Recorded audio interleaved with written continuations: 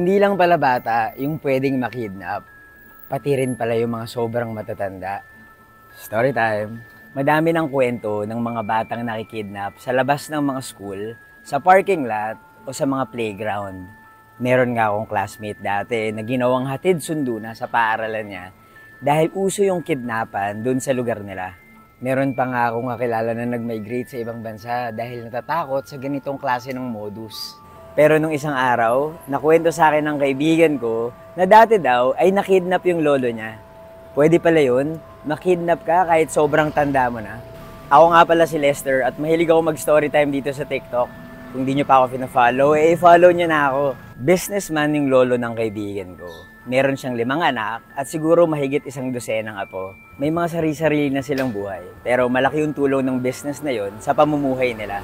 Tuwing hapon, galing sa opisina, laging unang umuuwi yung lolo ng friend ko.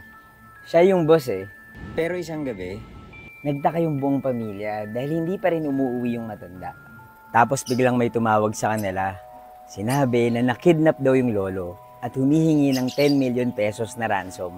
Mayaman naman sila kaya madaling na-resolve yung problema.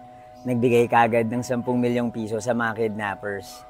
Okay naman yung lolo, may mga konting pasalang dahil nakatali yung kamay at paa. Hindi na nila ginawang public dahil nakakahiya raw.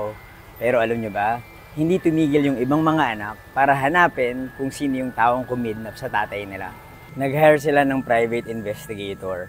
At alam nyo kung sino yung kumidnap? Yung manugang. Hindi raw nila matanggap na konti lang yung makukuhang mana ng pamilya kapag namatay na yung lolo. Grabe no? Meron palang ganun.